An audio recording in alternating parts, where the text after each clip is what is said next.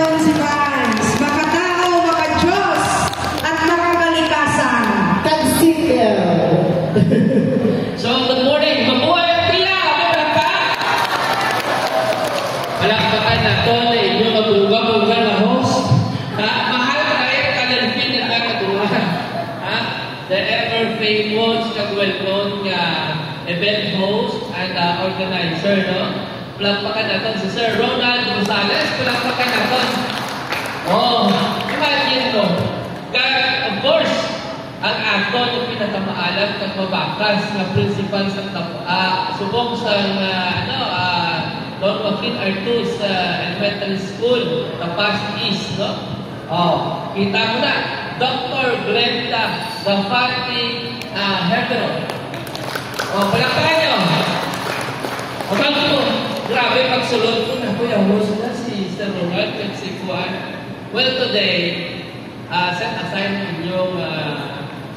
ang inyong naduhang inyong profesyon. Subong, we are having here in Latro Community as part of a family sa aton ng mga OFW. Tapas International Association, palakpak liwat.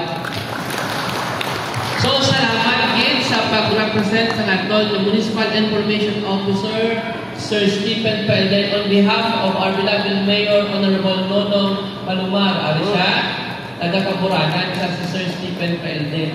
And of course, ari ang aton na pinalangga na chairman sa aton na budget, Committee on Budget, Appropriation, chairman din siya sa Committee on Agriculture, no other than the ever-beautiful and smart, intelligent, Honorable Regina Pagkumila. Palakpakan nato.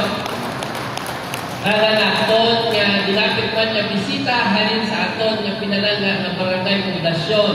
Ang aton very active, smart, and intelligent na tagawad Honorable Remedios Titit Galyasa. Okay? Hindi ko pagkalipatan ang aton nga founder. Nahon pa na yung mga senior, ang founder sa aton nga Tapas International Association, no?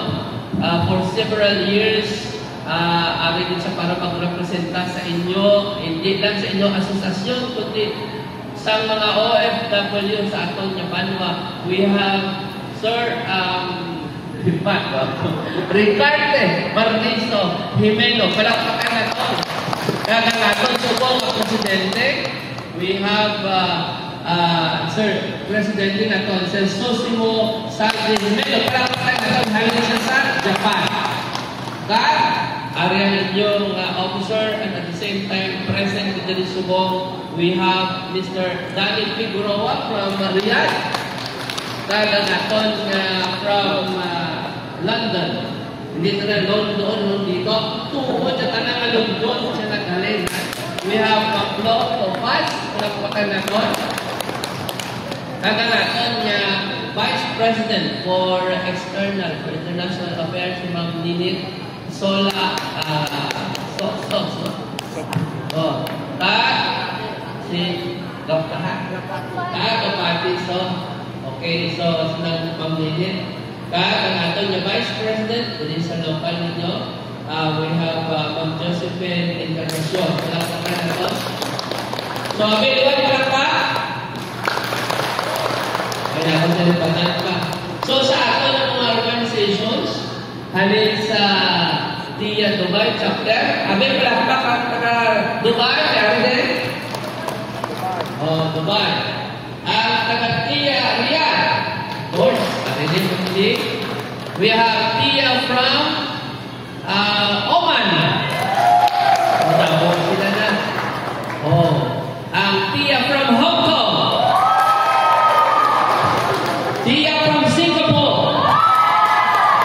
Ang aton nga Tia, ano na siya? Global chapter. So, salamat din sa pag-guide sa aton, especially magpapala ng pungko si si Sosimo, ay ginahatagan din natin subong sa pasidungog ang aton na previous president, si Sir Ricarte Jimeno. Ay, so far, for the past how many years, with the guidance and support ni Sang Yabrat, landmarks na napatindog din sa Banwa sa Tapas, no? Especially number 1, ang welcome na sa Tulay. Yun na, di ba? Mabay palakpakin nyo. Ang pathway na sa may patyo. Sa ginakakyan yung magkasindig ka mo, ihinin mo na sa tiyan. Ang waiting shed na sa may Tapas Central School, no? Iyan mo na sa tiyan. Ang inyong mga boreal benefits na ginahatag sa pamilya ninyo, kung may ara ng mga may naman dyan, kung tapos ang inyong mga support system sa atong mga eskulahan, dabo na ang inyong nabuligan, congratulations din sa inyong tanan. At may palakpakin ng kaugalingon nyo. As far as I know, kay OFW man ako, for 18 years sa Saudi Arabia, Tia is a pioneer na OFW diri sa Banwa sa Tapas. Kamo bidya ang nagtuna. In whatever way, ang iban na asosasyon nagsunod ng sa inyo. And thank you so much. Salamat din kay bisan ano natabo, ano natabo together as a big family ang Tia Arapan sa kahapon. So salamat sa suporta sa inyong mga pamilya sa kwa, kag pamilya man diri sa Banwa sa Tapas. So ano ba lang ang role sa aton nga OFW? So far, isa sa mga bagay na ginpanikasog ko after na magtuko ako, nahakilapon ko tanan ng mga association na kung pwede lang maging member, be it an OFW, farmers mo na, o livelihood, na dapat maging member siya sa aton ng Municipal Development Council. Amoy na nga, kinahanglan ako nga ipa-register ka mo, ipa-update ka mo every 3 years ang inyong association sa atin sa Sanggunian. The reason for that is according to the Local Government Code 7160, 20% of the Municipal Development Council must come from a civil society organization. So, hindi pwede nga i-pera aton nga tanan nga sektor sa aton nga society. So, ako permit na encourage sa sa mga associations na hamuhan, member naman kamo na certified na ako na accredited as a member sa aton yung Municipal Development Council. Amoy na kung may mga meeting, dito sa Banwa, may committee meeting kami, may committee hearing kami, pero may kamo may invitation. Why? Because you are an accredited and a legitimate member of the Municipal Development Council. So, may tingog doon kamo dito sa amon nga Banwa. So, abing palakpakan na ito ng aton ng mahukol na presidente. Kinahanglan namon ng inyong magpresensya directly or indirectly sa ato na sistema dito sa gobyerno para mapamatian natin ang bawat inyong opinion, ang inyong well, palaan naman natin, i-share ko sa inyo, palaan natin yung constraints sa isa ka OFW. Number 1, mostly sa atong OFW sa kwa, naka-acquire sila kung naka-experience. Number 1, technology. Number 2, yung ginatawag natin na cultural development. Gusto ninyo nga inyong experience kagang aton nga nakita kung kaisa i-apply mo natin dali sa aton nga Banwa. Kung kaisa gusto mo natin i-apply sa aton nga pamilya. Pero may ara na siya kaya natawag na transitional gap. Ako nang nampano sa inyo, transitional gap and expectations. Amoy na kapag kaisa, ang kaisa ka OFW, pag nag-abot na nag-frustrate. Nga, kaya dito ko kasagwa, disiplinado kita. Pag nakita natin nag-disiplina sa kultura sa iban, pag-abot natin, hindi gusto natin i-impose, hindi pwede. Why? Because may arak kita ng balikan na community culture. So honestly, ako isa ka-experiment pag makita nyo, being an OFW, nagsulod ako sa public service. Mabudlay, ina-challenge, may mataas sa expectations. Pero what did I do? Nanakaw ako sa Italo. Nga, Kaya nalipatan nyo, happy nyo, kamo lang nag-improve niya sa gwa, nalipatan nyo nag-improve pa niya, tao niya sa idalon. So ako nga imo mindset sa gwa, hindi nila mamanod, kaya imo nga accept nga perception sa imo nga pumuluyo, why siya nag-evolve? Nag-evolve man siya. Kung ikaw naghawit ka cellphone to sa gwa, kahit kung tao to pati bakiro sa idalong nag-evolve. Amoy na mostly nag-frustrate kita sa ginatawag na pagnegosyo o OFW. Pag natuloy kita, tungod nga, why na ito natunan, pag why kita nag-transition sa aton na pagpangabuhi, pag nakita natin na nag-evolve ang aton man ang pumuluyo. Amoy na ang problema sa aton sugo. Ang degree of expectations mo, being an OFW, being the income, ikaw yung pinatawag natin nga head of the family, pag abot mo diri, wala na siya nagasanto. Why? Because there is no system sa aton na governance, halin sa barangay, ato sa banwa, na kinakonect na siya. Amoy na, importante, ano ang role sa TEA? Kinahanglan nga dapat maging aktibo ang isa ka sa rasyon pareho sila para from time to time nag-engage siya sa community. Kung nag-engage siya sa community, mabalaan niya ang development at pag-evolve ng cultural mindset katawang sa italo. Na ang nasugit mo na sa inyo. Kahit kung ang expectations mo being an OFW, may kwarta ka, manegosyo ka na yun. Kahit kung ano kung hambalan na may atong kuya, nga di ang nagpatindog sa video, okay ka, nagpatindog ng trabahan, kung ano ka manasip, kumitan, kuya ka man. No. Honestly, to be an OFW, number one, hindi ito tingong ang sakripisyo. Kinahanglan, number one, you have to build an credibility.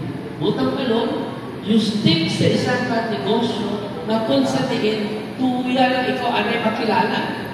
Hindi nga kung may batsuyan, supyak may batsuyan, hindi mo. Pero dapat may kakaiba ikaw sa iyong negosyo.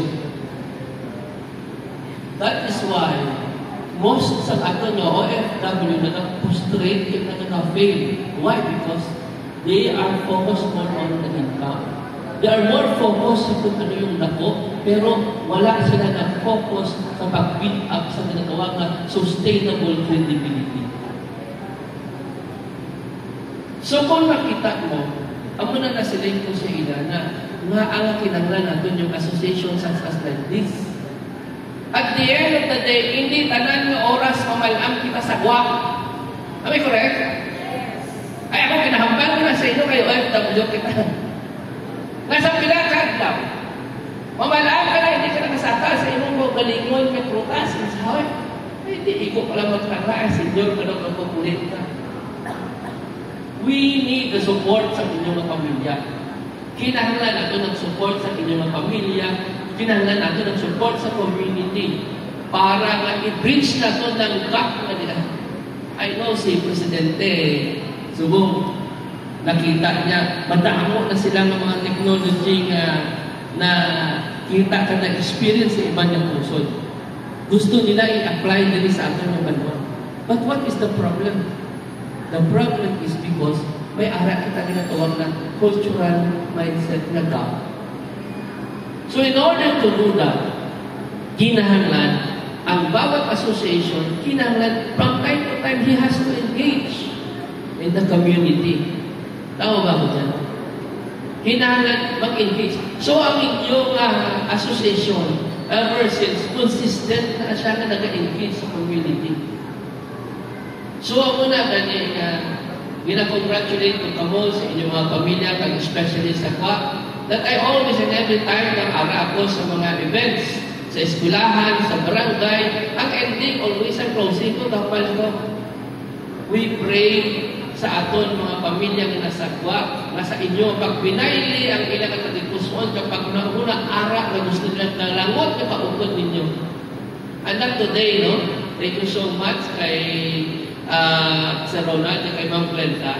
Kaya ang inyong presensya, you take out at certain level. And we want to engage. Why? part ni siya sa aton na pinatawag na public service at social service responsibility. We need to get involved. So, amoy na ginanantaw ko, paano naton makuha ina ang mga experiences, ina ang mga technology. Bisan ganit si Maplo, you see, ang aton kabaranggayan Subo. Ina-share ko niya sa inyo because it's just, I will fail, no? I'm not sharing this to you. Kamutanan niya pamilya sa OFW. Nakita ninyo ang pag-improve sa aton ng mga barangay, may aral ng mga karsada, may aral ng mga banas. Yung economic development, na in the next how many years, matabo ina, ang inyong pinakasan dapat halin sa kinahanglan. Pangitaan mo paakin kung paano ninyo matipigan. Kung matipig sila, hindi ang OFW sa kwa, kundi kamo ng mga beneficiaryo ng pamilya. May correct? So, amoy na importante nagsalamat gid sa aton nga Tapas International Association na gintipon mo in this family day ang imo ng mga membro. Why? It's not just this one, no? Kaya kamo yung number 1 yung investor sa inyong barangay. Kung kapalot pa mo mag-invest on a proper way, ano na proper time? Ginasiling ko kasi si Maplo, siyempre taga-Mabini. Oh? So kamo may pamilya kamo sa upland areas. So yung economic development, ay ara kamo normally yung finances sa paligid sa mga kabarangay. You see nga subong in the next how many years mas magiging masangkad kag manami ang flow sa atong kinatawag na economic livelihood para mapataas nato yung kalidad sa pagpangabuhi, hindi lang sa pagpangabuhi, kundi yung kalidad ka educational system nato. So you have all the challenges. Kung sa diin ka mo nga sektor, mahimo sang focus sa inyong suporta. Pwede ka mo sa mga livelihood association, mag-connect ka mo nito para i-support ninyo. Pwede ka mo sa mga eskwelahan mag-support. Yes. Why? To make sure na quality of education natin sa aton mga kabaranggayan, be it in upland o sa lowland, would be at par with other schools sa iba niya kabaluhanan. So, muna siya nga po nga challenge sa inyo na give time to sit down. Appreciate siguro nalibot naman ang aton nga subong nalibot nyo yung kabaranggayan naton. Nakita ninyo nga yung potential for ginatawag naton nga adventure tourism, agri-ecotourism, dako potential sa aton nga banwa. So as an organization, we should not be contented of being just an OFW association. We have to be a partner. Kamang amon magiging partner sa aton nga local governance sa pinagkataon. Kaya nga, honestly, sugit ko sa inyo, because kamo nga may ara na nagakita sa kwa, kamo ang may kaman kang influence sa inyong pamilya sa Ilano. And by that, try to do that influence in a positive way.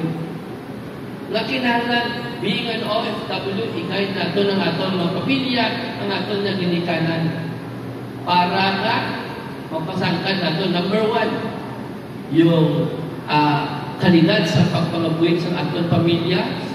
Pangaduha, yung kalidad na pagpangabuhi sa aton ng mga kalidad ka edukasyon sa aton mga kabataan. Sunod, yung kalidad kung paano natin tatapon ng aton mga kapigulangan. So, ang role natin bilang part sa inyong local governance, kinahanglan man natin ang partnership halin sa inyo para makita natin kung mapasangkad natin ang amon yung social services para sa amon mga kumuloyo. Dako kinang inyong papel. Kaya may mga bagay na hindi makita sa aton ng local government na makita sa aton mga OFW. Correct? So, ako nakakot yung mabilin sa inyo sa challenge na gining part sa inyo bilang a former OFW Kaya na-experience ko pag nakita ko kung sa diin ang ato ng mga gaps, sa diin kita kinahanglan magbuligay, kabayang ipadayon nato ini. I know, ang iban sa inyo, kamo ang mother association sa iban na OFW associations. Correct? So, abay palakpakan ninyo organization. Kaya kung why yung inunahan, why ang iban? Sunod. You have started to be the model. You have started to be a leader. Continue to be one. Otherwise, wala na sa pagkasundan kagwa ay pagkalagtawon. And I appreciate, salamat kit sa dako kay sa magtutod, no? Kay Sir Saldi, kay Sir Ricardo. Abi palakpakan na to. Ay why nag-untat na si Sir Ricardo, hasta subong, hasta sa farmers, ara man siya gihapon. So, amoy na. We never stop to be a partner being an OFW. You never stop to be a partner not just for your family, but also for your community. Hindi mo tako naghambal kaninyong magpanalagan, kami sumuragan, hindi man tinanglan na mag-intra, magastos na. Durong solicitation. You could be a partner for development sa inyong komunidad, being an OFW. In such a way na dapat, ako na ginabag ko, masasubong, hindi nato mapakta ng panahon. We cannot plan ahead. Why? Because it just task-gruduhan. Eventually, tananing ng OFW, almost siguro, sa pilakaadaw magpuruli ka sila. But we have to make, as an association, buligan nato ng aton ng pamilya, ng aton ng banwa, para na mag-abot ini nga tempo mas maging bukas ang oportunidad kag i-welcome kin nato ng aton ng mga OFW kag balikbayan. So, luyag kuman kay palakpakan nato si Tiyoy salamat sa servika dito. Well, ginistorya ko ni sa inyo, it's because na tapas tungod sa dinumpisan sa atong pinanggan ng mayor, kay Mayor Panuman na improve yung tanan ng kalsada and networks as well as maset up yung ma-accelerate ang infrastructure.